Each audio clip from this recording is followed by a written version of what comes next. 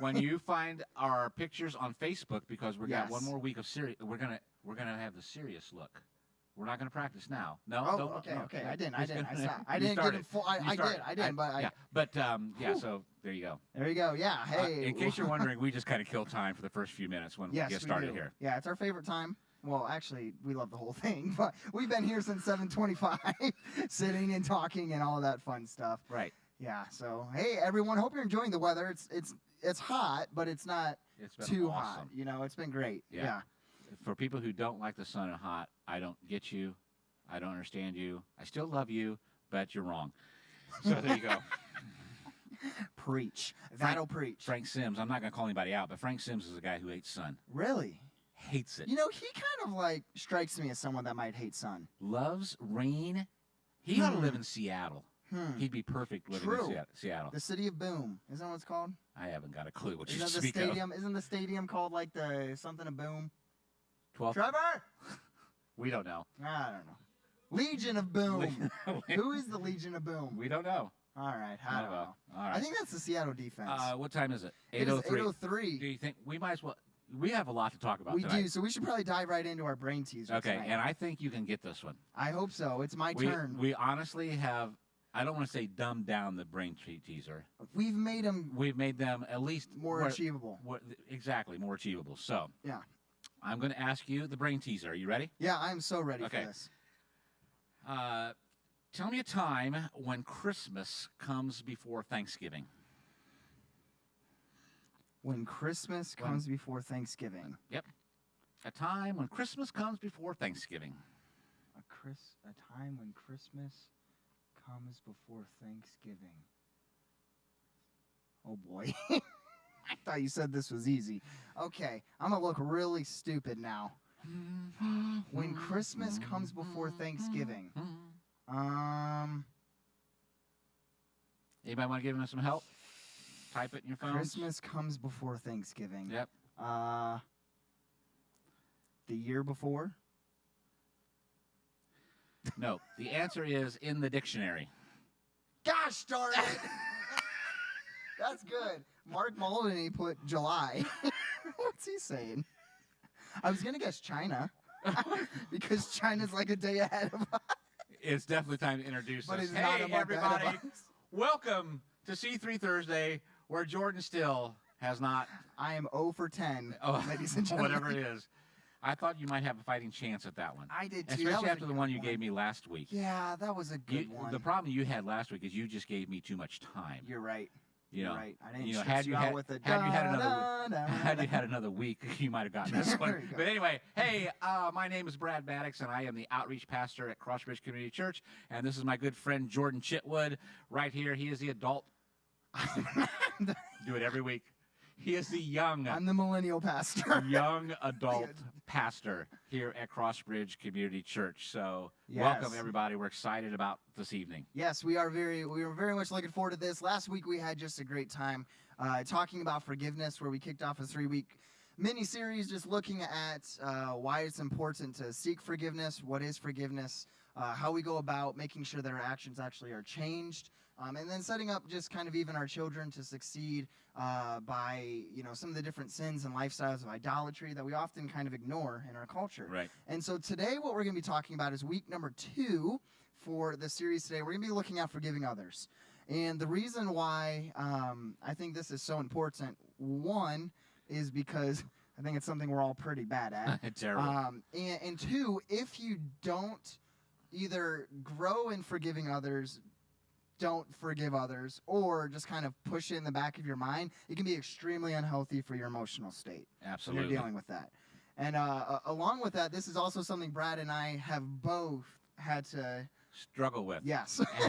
and we've had instances in our life where we've had to, even when we didn't want to forgive other people, we've had to learn and grow into it. And in our cases, even took quite a long time before we got to that point. Yeah, and part of that is just kind of, you know, trusting the process, but like being a part of the process. I think like I mentioned earlier, a lot of us, when we're dealing with forgiveness and when other people have hurt us, many of us, the way we respond, like I said, is kind of just pushing in the back of our mind. Right. And so part of that journey, it can be a 5 day, 5-year, 50-year journey of working to forgive people that have hurt you, especially when those are people that you have placed a lot of trust in. Yeah. And Especially yeah, that. yeah, and that's something Brad and I have both struggled with. And so we are looking forward to tonight. We're going to start off, Brad's going to start off by reading a passage from Matthew. And we're going to just wrestle with what does it look like for us to be the hands and feet of Jesus, which includes forgiving those that have wronged us. Right. So Matthew chapter 5, we're going to read verses 21 through 24. Here's what it says. It says, "You have heard that our ancestors were told, 'You must not murder. If you commit murder, you are subject to judgment.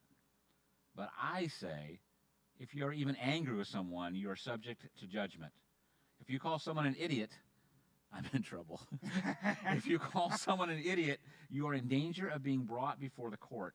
And if you curse someone, you are in danger of the fires of hell. So if you are presenting a sacrifice at the altar in the temple, and you suddenly remember that someone has something against you, leave your sacrifice there at the altar. Go and be reconciled to that person. Then come and offer your sacrifice to God.'" Well, there's a lot there. We could do the rest of this. We could talk. Yeah. This could be a whole series, really, this passage. Right. And this passage is amazing. And there's a couple things, as we talked a little bit earlier, that jumped out at me. One is obviously this is Jesus himself talking. Yeah. Part of the Sermon on the Mount. Yep.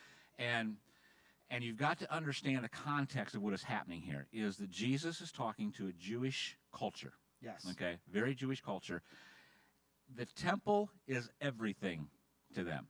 It's their hall of fame. It is the place. It is the holy place. The holy place. It is so important to who they are, who their God is, who they worship. Everything about their religious activity is about the temple. Mm-hmm. And included in that is the sacrificial system. Yes. Absolutely crucial for the atonement of sin.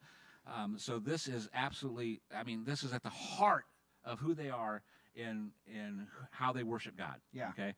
And here's what Jesus is saying is they are going to the temple, and you're standing in line, and you've brought your sacrifice, you brought your animal, you brought everything. Sometimes this only happens, I don't know how many times a year, but very rarely. It's not like it's an every week thing.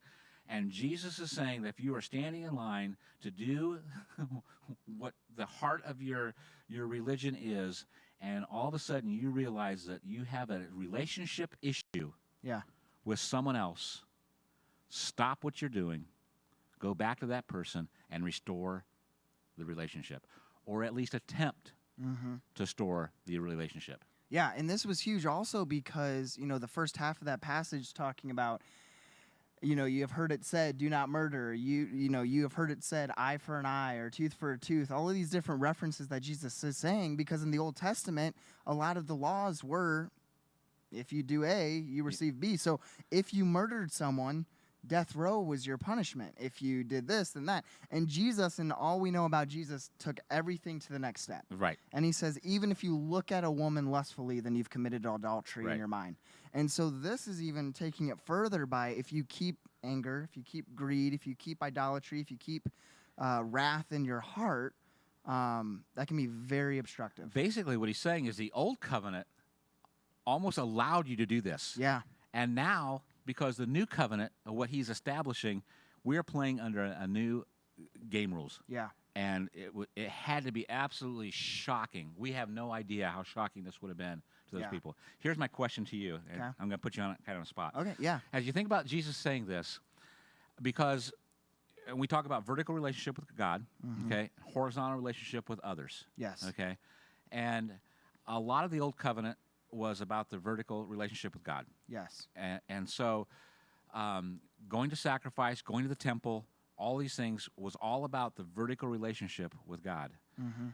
And to me, what Jesus is saying here is the horizontal relationship,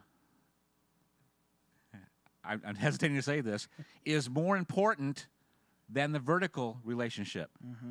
I mean, is that what Jesus is saying here? Yeah, so what we see with Jesus especially, and again, as you say phrases like that, you're like, oh my gosh, does that mean that loving others is more important than loving God? No, that's not the heart of what Jesus is saying, but it is at the same time. Yeah. And this is why what Jesus was saying is so important and kind of how it's all going to come full circle. So Matthew 25:40 is one of my favorite passages in the Bible. It's where Jesus is, talking about How do you receive, and for the second half of Matthew, he's talking about how do you receive eternal life? How do you show everyone that you are a follower of Christ? Matthew 25:40 is dealing with this situation where Jesus is talking to a crowd of people and says, whatever you do for the least of these, for your neighbor, for your brother and sister in Christ, you actually do for me. Right. And so when we're talking about which one is more important, Jesus was there and recognized that because they were so focused on the vertical relationship with God and they had completely ignored the horizontal at that time, and I would argue even today, our focus, if our focus is loving others, then just by default, we are truly loving God. Yeah, and and so often I think we as the church, the Big C Church, the vertical relationship with God is absolutely crucial. Yeah. We're not taking anything away from that. Yep. But I think it is so easy to get so caught up in the vertical relationship of God, of your quiet time, your scripture, all that. Again, all that stuff is great. Yeah. But we can say, you know what, I've done all that, so I'm good. Mm-hmm. And I believe what Jesus is saying is, what about others? Yeah. What about the least? What about the lost? What about all these other people in your life that you have influence in your? We each have a sphere of influence in our lives, and I believe that we are responsible for that. I agree. And so what we're to kind of just challenge you a little bit, what we're pushing for is, often when we talk about our relationship with God, the first thing that comes to our mind is that, like, what am I doing to better my relationship with God? Am I reading the Bible more? Am I giving more? Am I serving more? All of those things.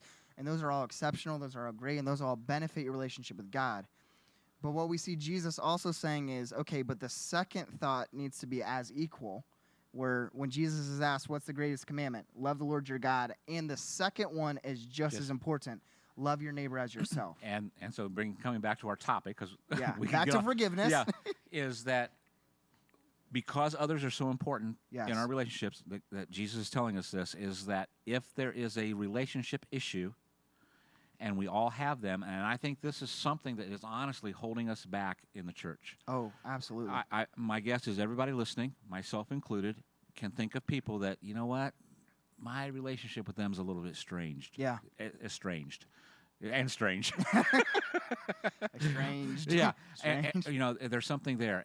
And is there something there that I need to go back to? And we're going to actually give some steps a little bit later on and talk about that. But I think where we needed to start was, you got to understand how important it is from Jesus and God is that our relationships horizontally are healthy, and we have to be able to take care of those. Yeah, and I think if your relationships horizontally are healthy, then, like we said, it's all full circle. It's all connected. That'll make your relationship with God even more powerful. Well, and I think that's why he's saying that. Don't come back to me until your relationships are healthy. Exactly. Get that taken care of, and then come back to the temple. Then come back and offer your sacrifice. Yeah, because you honestly can't have a healthy, growing relationship with God if you are damaging your relationships with other people. Right. Or if you're holding on to grudges and guilt or greed, or if you are pursuing some of those unhealthy sins,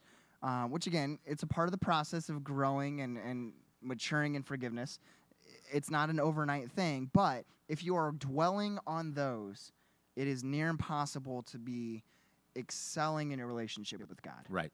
Yeah. And so, hey, well, we could talk about that for hours. And so, kind of bottom line, just make sure that you aren't just vertically focused. You're both vertically and horizontally focused. Right. Because both are equally important. Again, Jesus asked, I think it's Matthew 18, who is the greatest in the kingdom of God? And he puts a child on his lap.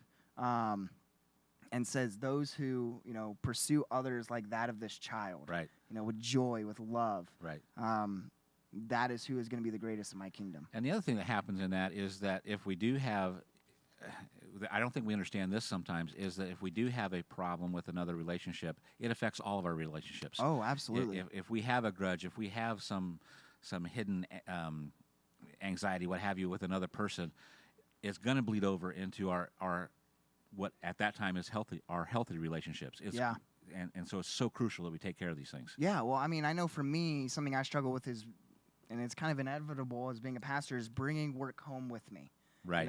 If I've had, either a confrontational conversation or just a hard conversation during the day, or just some damaging things throughout the day, going home to Marissa at night and just trying to be present with her can be challenging. And so it's why it's so important for us to make sure we're taking active steps towards letting go and not dwelling on things. It doesn't mean that you have to get over things. It's something we're going to be talking about in a little bit. But it does definitely pour over into some of your other relationships, Yes. whether you want it to or not. Right, And exactly. So we're going to move on to a second passage. We're going to be switching to the letter to Ephesus, the letter to the Ephesian church, and it is going to be Ephesians chapter 4, verse 31 and 32. And this is what Paul writes to the church in Ephesians.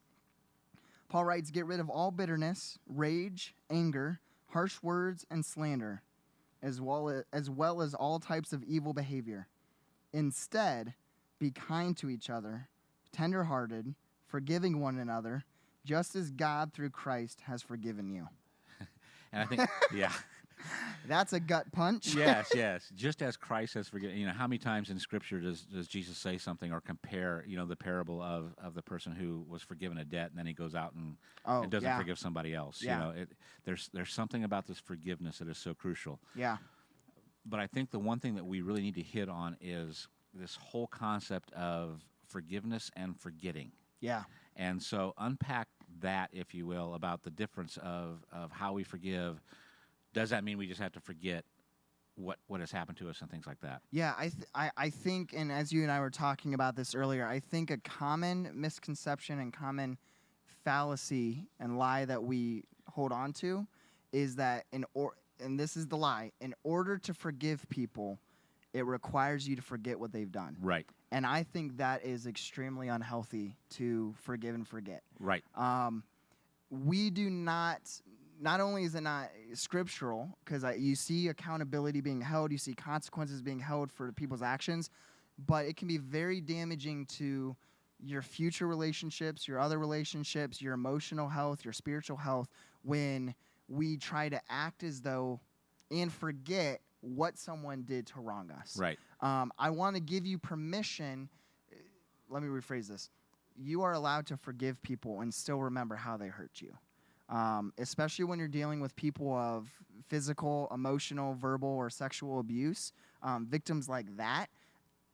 Counselors and psychiatrists will say it is extremely unhealthy for you to just go on in your relationships with those people acting as though and I think some nothing people, happened. It's easier to say, I'm going to forget Absolutely. that. I'm going to shove it under the carpet. Absolutely. I'm going to act like it never happened. Yeah. But they still haven't forgiven. I mean, it's easier for them to forget. Not everybody's like this, but it's easier for them to forget that it happened. Yes. Or imagine that it didn't happen and still not deal with the unforgiveness issue. Yeah. And then part of that is, then sometimes what I think we do is we fall into the lie or the trap of is convincing ourselves that it was our fault. Yeah. And, sometimes we do play a role, and often we play a role in adding fire to the flame or Right. adding fuel to the flame. But when you live X amount of days or years without confronting your pain or confronting how you were damaged, then you start processing, okay, well, maybe if I would have done this, or what if I would have done that, or all of these things is, if I was this type of person, if this was my personality, then they wouldn't have been upset with me, especially with how I shared this week about being damaged by the church I was on staff at before. Right. I processed all the time, what if I would have done A, B, or C? Right.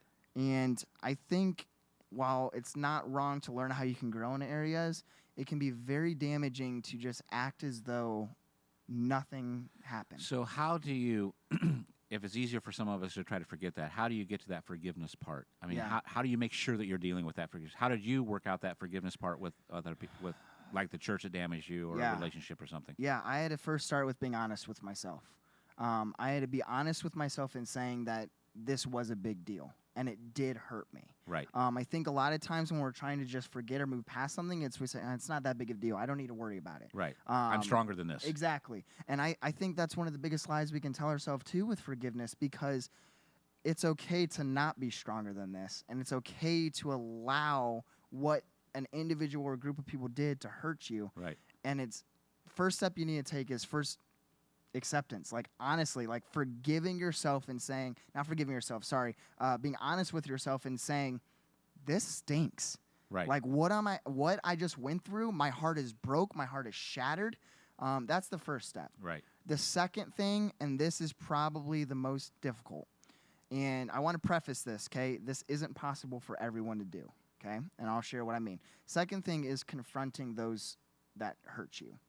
And for us non-confrontational people, yes, that is very difficult. yes, and that can be a confrontation through a text, an email, a phone call, a letter, maybe in person. Now, why I preface that before is because psychiatrists and different counselors will suggest those that have gone through sexual or domestic abuse or individuals who are in prison for life for killing a loved one, it is better to avoid those individuals that have harmed you. It can be more detrimental to your PTSD. So please take advice from your therapists and counselors. And not us. We're not therapists and counselors. What we were saying is that the majority of the time, confronting and sharing with the person. And those are severe cases. And I think Yes, for most of very, us, yes. we are talking about spats, relational issues, and we see it in the church all the time. We've seen Oh, yeah. people who have walked away from a church because they don't want to have the awkward, hard conversation. I'd rather Yeah. leave the church and go someplace else than Yeah. to face somebody on a Sunday. Yeah. No, that's not how we're called to live. Yeah. So you may go to another church and no, you don't have to deal with this other person, this other family anymore, but that's not how God is calling us to live. Yeah. You still have the forgiveness issue. Yeah. And for me, when I went through a similar situation with church, is that it literally took years before I got to the point that I was heartbroken for them. Yeah. And when I was still reeling with the hurting and things and understanding, I'm still hurt. I understood that I've still got unforgiveness in my heart. Mm-hmm. And sometimes my prayer was just of God, you have to help me want to forgive this person because at this stage I don't want to. Yeah. Oh, yeah. Been there. I was sounding kind of like David. Could you just bring wrath upon them? Exactly. Every other psalm for the 80 or 90 that David wrote. Yeah. God, you're so good. God, kill these people that are hurting me. It's Exactly. every other psalm. Yeah, I did that for a lot of years. Yeah. I mean, preach. Yeah. So did I. And the awareness is what you talked about, and that's part of that. Is just understanding and being aware of yes, I'm hurt. Yes, I understand. I still have unforgiveness in my heart. How am I going to deal with that? Yeah. And I'm going to throw you on the spot a little bit. Oh, great. We're gonna take a 180. I'm glad we're running out of time. Yes, me too. So here's the question I want to bring up, because along the lines of forgive and forget, a lot of people struggle with, well, if I forgave them in my heart, why does it still hurt? Why do I still experience pain? Like, why am I still grieving the loss of a friendship that maybe I had to walk away from when they hurt?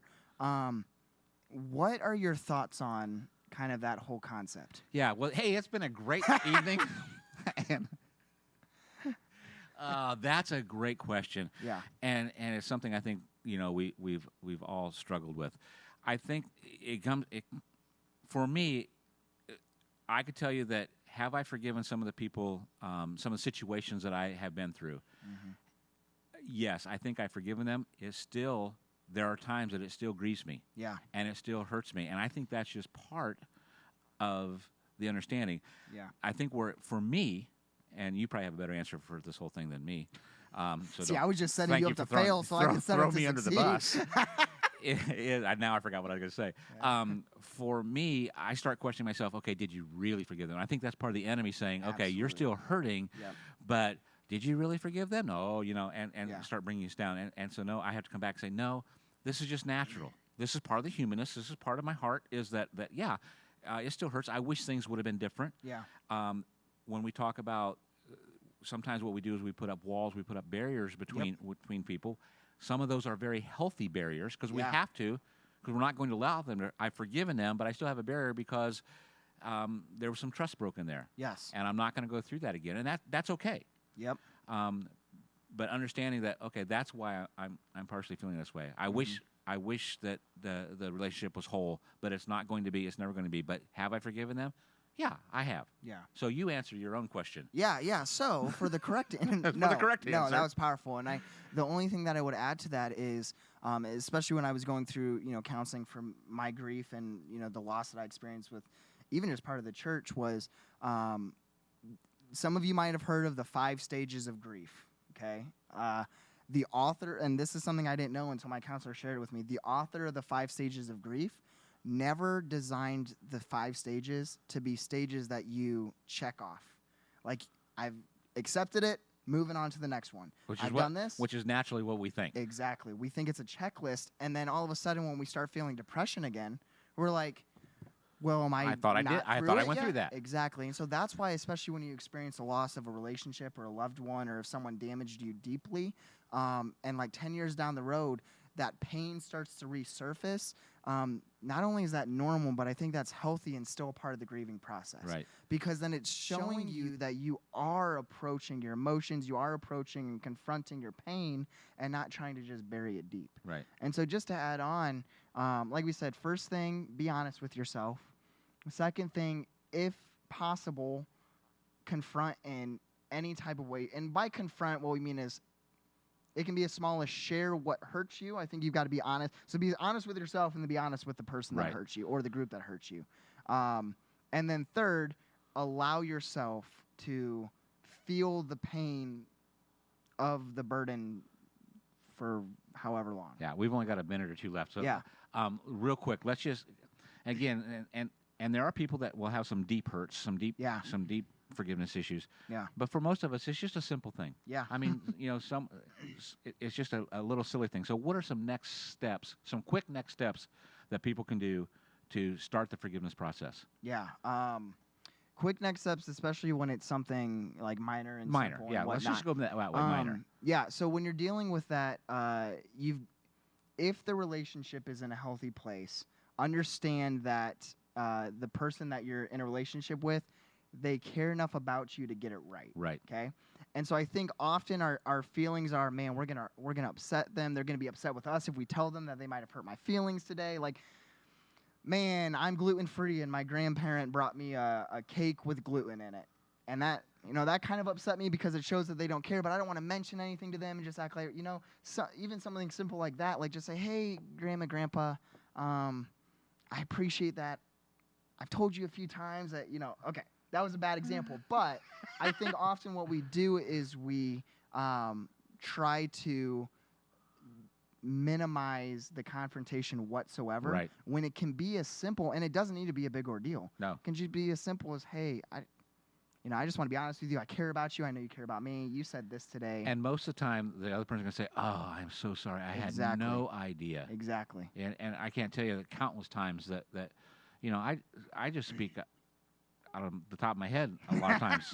And we both do. And it can, I don't want to say offend because that's the trigger word anymore. Mm-hmm. But it can hurt people. Yeah.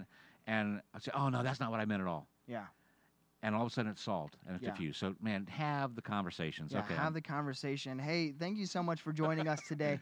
This was challenging for both of us to talk a little bit about because of the things that we've experienced. And we want to emphasize forgiveness is not an overnight thing. It can be, but 9 times out of 9, it is a process. It is a journey. Absolutely. It is taking steps. And if you're still experiencing pain from someone or something you forgave years ago, it's totally normal. Right. And that's okay. It all goes back to the vertical and horizontal. Jesus challenges us to, because we deeply love people, we're going to be deeply hurt by people. Yeah. But if we're relying on God and relying on and loving people, and it's all for a circle, it all come back in a healthy way. Right. And so, yeah, I do mean, you have any final thoughts? Yeah, I'm just saying, this is a subject that I think is so important that Jordan and I would love, if you have questions, if you want to talk, Absolutely. man, PM us, Yeah, text us, what have you, get a hold of us. We'd be happy to journey with you through some of this. It's so important. So important. And when you get it right, man, your relationships, your growth, your spiritual growth, when you start taking next steps in forgiveness, it can be powerful. Absolutely. So, hey, so this Sunday, join us for a brand new series called Guardrails, where Bruce is going to be kicking off this week, and he's preaching next week. So you get 2 weeks of Pastor Bruce Colbert. And Guardrails basically is just a series where we are looking at kind of the different areas in our life, maybe sin, maybe some stress, anxiety, some things that we struggle with, and how we place up boundaries, barriers, things that protect us from going too far. And so join us this Sunday at 9 or 10:30 or live on YouTube and Facebook for our 10:30 service here at Crossbridge Community Church in Fort Wayne. It's going to be powerful. We're really looking forward to it. Thank you so much for joining us. Next week, we will be talking about forgiving ourselves. Absolutely. And it's going to be next good. Thursday. Yeah. So Thanks, join everybody. us then. Have a great night. See ya. Go team.